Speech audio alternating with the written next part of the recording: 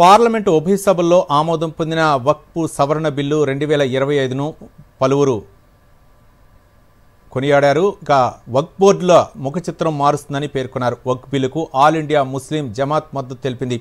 దేశవ్యాప్తంగా పలు ప్రాంతాల్లో సంబరాలు జరుపుకున్నారు. కాగా ఈ బిల్లును విపక్ష పార్టీలు నిరసించాయి. ఆ వివరాలు చూద్దాం. వక్ఫ్ సవరణ బిల్లు ఆమోదం చారిత్రాత్మక మలుపుగా ప్రధాని మోదీ అభివర్ణించారు. కొన్ని దశాబ్దాలుగా వక్ఫ్ వ్యవస్థలో పారదర్శకత, జవాబుదారీతనం లోపించిందని పేర్కొన్న ప్రధాని తాజా బిల్లుతో ఇన్నాళ్లు అట్టడుగున ఉండిపోయిన వర్గాలకు మేలు చేకూరుతుందని వ్యాఖ్యానించారు. వారి గళం వినిపించే అవకాశం దక్కుతుందని ఎక్స్ వేదికగా పేర్కొన్నారు. ఇలాంటి చట్టాల బలోపేతం కోసం సహకరించిన కమిటీ సభ్యులు, చర్చలో పాల్గొన్న పార్లమెంటు సభ్యులకు మోదీ కృతజ్ఞతలు తెలిపారు. వక్ఫ్ సవరణ బిల్లు ఆమోదం అవినీతి సంవత్సరాల యుగానికి ముగింపు పలికిందని, సమానత్వ యుగానికి నాంది పలికిందని కేంద్ర హోంమంత్రి అమిత్ షా అన్నారు. ఈ బిల్లు ద్వారా వక్ఫ్ బోర్డు మరియు వక్ఫ్ ఆస్తులు మరింత జవాబుదారీగా, పారదర్శకంగా మారతాయని సోషల్ మీడియాలో పోస్ట్ చేశారు. దీనివల్ల ముస్లిం సమాజంలోని పేదలు, మహిళలు, పిల్లలకు ప్రయోజనం చేకూరుతుందని అమిత్ షా అన్నారు. వక్ఫ్ బిల్లు 2025 అతిపెద్ద సంస్కరణగా JAP chairman, BJP MP Jagdambika Pal పేర్కొన్నారు. దీని ద్వారా చరిత్రలో కొత్త అధ్యాయం లిఖిస్తామన్నారు. వక్ఫ్ బోర్డు ద్వారా గతంలో పదవుల్లో ఉన్న కొంతమందికి మాత్రమే లబ్ధి జరిగిందని, ముస్లిం సమాజానికి కాదన్నారు. కాగ్ నియమించిన కమిటీ వక్ఫ్ ఆస్తులను ఆడిట్ చేస్తుందన్నారు. तो आज उसमें एक बहुत बड़ा सुधारवादी कदम है. अब देश की वक्फ की प्रॉपर्टी को रजिस्टर्ड किया जाएगा. इस कानून के दोनों सदनों में पारित होने के बाद 6 महीने में वामसी पोर्टल भारत सरकार के अल्पसंख्यक मंत्रालय पर डाला जाएगा.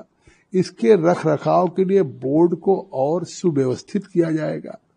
तो इस सरकार का ये अमेंडमेंट का खास उद्देश्य था कि वक्फ की प्रॉपर्टीज का ठीक से उसका एडमिनिस्ट्रेटर हो और उसके इनकम का फायदा गरीब मुसलमान को मिले.